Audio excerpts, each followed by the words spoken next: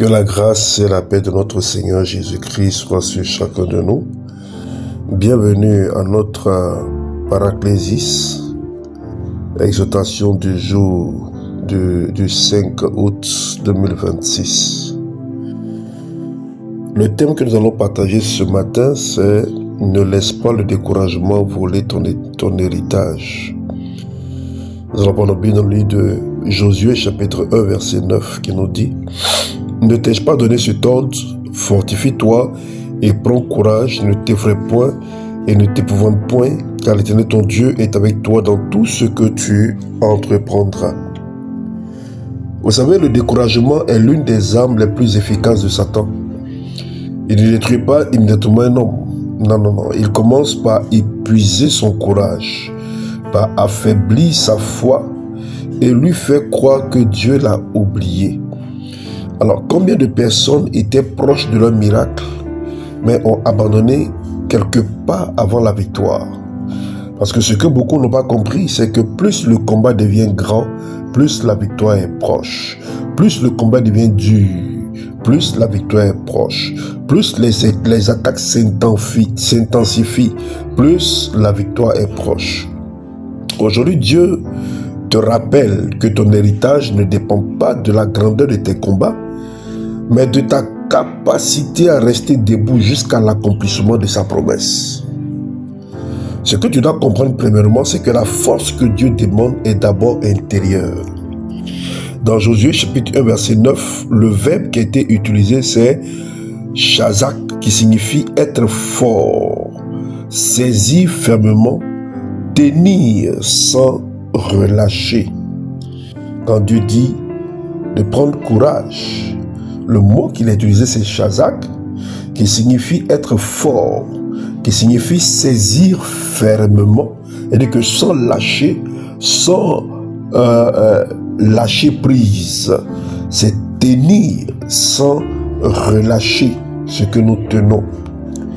Et le mot amat signifie prendre courage, être résolu, demeurer ferme malgré la pression, malgré les épreuves, malgré la pression, malgré les combats, tenir ferme, être résolu. C'est-à-dire que prendre la résolution pour dire que peu importe ce qui arrive, je ne lâcherai pas prise, mais je vais demeurer ferme malgré toutes les pressions que le monde met sur moi. Donc Dieu ne demande pas à Josué d'être naturellement courageux. Non.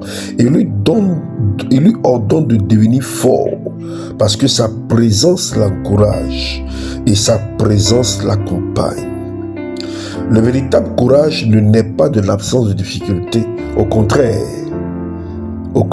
c'est quand il y a des difficultés qu'on peut parler de courage. Mais de la certitude que Dieu marche avec nous. Le véritable courage, il naît de la certitude que Dieu marche avec nous. Que peu importe les situations, peu importe les circonstances que je vis, mon Dieu est présent, mon Dieu est avec moi. C'est pourquoi il va dire à Josué, je ne t'abandonnerai point, je ne te laisserai point. La deuxième chose que tu dois comprendre, c'est que le découragement est une attaque contre la promesse que Dieu t'a faite. L'ennemi sait qu'il ne peut pas annuler les promesses de Dieu. Il le sait très bien. En revanche, il cherchera toujours à convaincre celui qui les attend d'abandonner par toutes sortes de pressions et même de voies, des voies qu'il peut emprunter pour lui faire comprendre que la meilleure solution pour toi, c'est d'abandonner parce que tu ne peux pas y arriver. Donc le découragement est souvent une guerre contre l'espérance. Lorsque Satan ne peut pas arrêter ton avenir, il essaie de fatiguer ton présent. C'est pourquoi beaucoup renoncent, non parce qu'ils ont perdu le combat, non, mais parce qu'ils ont perdu le courage de continuer. Ils ont perdu complètement le courage de continuer. La troisième chose que tu dois comprendre, c'est que ton héritage est plus grand que tes difficultés. Josué voyait des murailles. Dieu voyait une terre promise. Les Israélites voyaient des géants. Dieu voyait une génération appelée à posséder son héritage. Les circonstances parlent du présent, mais la foi parle de l'avenir.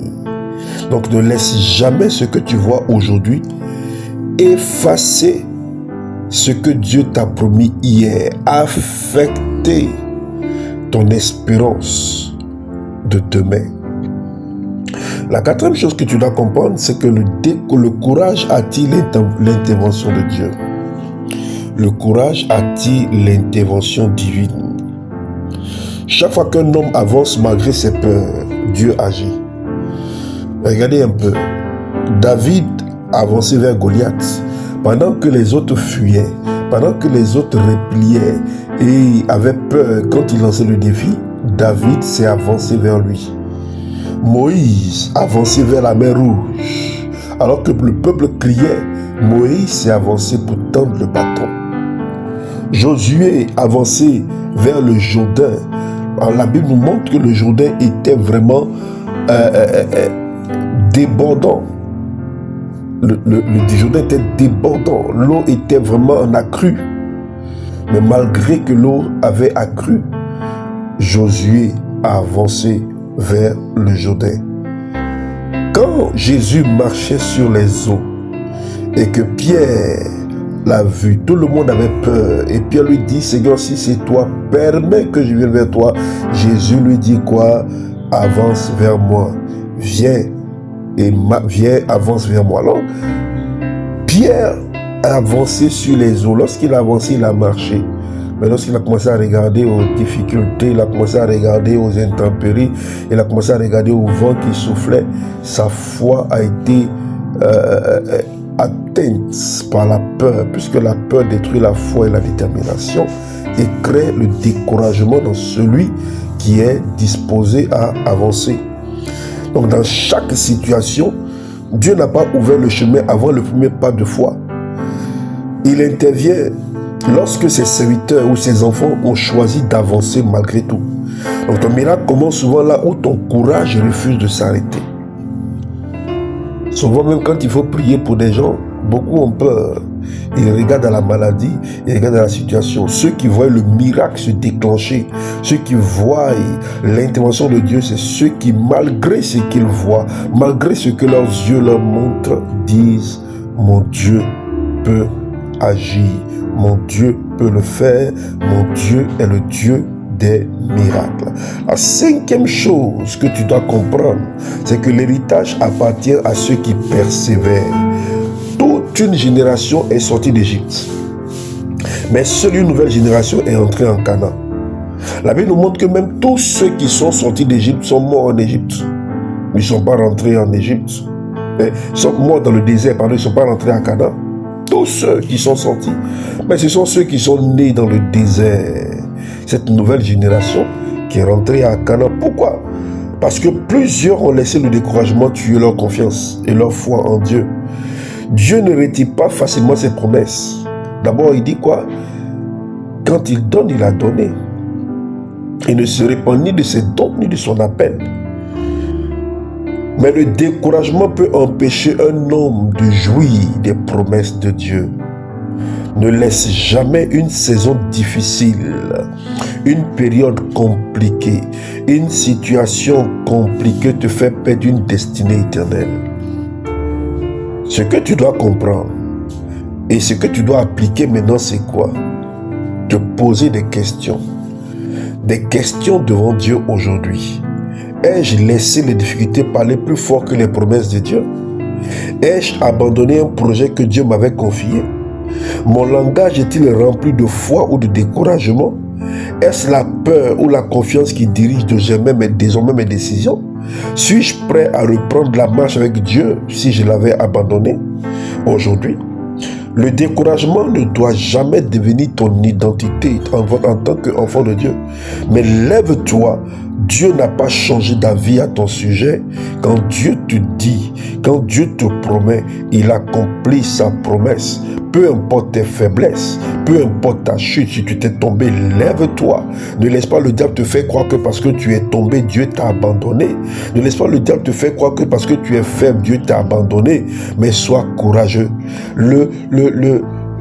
Ce ne sont pas ceux qui sont les plus forts qui sont rentrés dans tes promesses, mais ceux qui ont gardé la foi malgré tout, ceux qui ont gardé la foi malgré tout, ceux qui ont persévéré, qui ont avancé malgré les obstacles qui étaient devant eux, malgré les combats, malgré les intempéries, malgré la famine, malgré la soif, mais qui ont avancé et qui ont dit Dieu nous a toujours sortis de cette situation et il le fera encore. C'est pourquoi tu proclames avec moi ces différentes paroles. Au nom puissant de Jésus-Christ, je refuse tout esprit de découragement.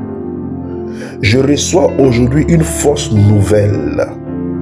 Ma foi grandit malgré les circonstances. Aucune opposition ne volera mon héritage au nom de Jésus-Christ. Je marcherai jusqu'à l'accomplissement des promesses de Dieu pour moi. Je ne reculerai devant aucun combat. Le Seigneur renouvelle aujourd'hui mon courage. Ma destinée ne sera pas interrompue. Je terminerai la course que Dieu m'a confiée. Vous savez, lorsque Caleb arriva à l'âge de 85 ans, il ne demande pas une retraite paisible. Non. Il demanda la montagne où vivaient encore les géants. Josué 14, 10 à 12. 45 ans après la promesse, il avait gardé la même foi. Il a gardé la même foi. Son courage lui a permis d'hériter ce que d'autres avaient perdu par le découragement. L'âge, le temps ou les difficultés ne peuvent empêcher Dieu d'accomplir sa parole pour celui qui persévère malgré tout. Donc le découragement, ce que tu dois comprendre en conclusion, c'est quoi? C'est que le découragement est un voleur silencieux. Il vole d'abord ta joie, il vole ton espérance, il vole ta foi, il vole enfin ton héritage. Mais aujourd'hui, Dieu t'appelle à te relever. Ne regarde plus les tailles des obstacles. Ne regarde pas la grandeur. Regarde plutôt la grandeur du Dieu qui t'a appelé. Ton héritage est toujours devant toi. Dieu ne s'est pas repenti de ton héritage. C'est pourquoi fais cette prière avec moi.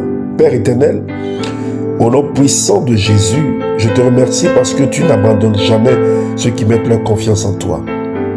Aujourd'hui, je renonce à toute peur, à tout découragement et à toute pensée d'abandon. Fortifie mon cœur comme tu as fortifié Josué. Donne-moi la grâce de persévérer jusqu'à l'accomplissement de mes promesses. Que ton esprit renouvelle mes forces, éclaire mon intelligence et remplis mon cœur d'une foi inébranlable.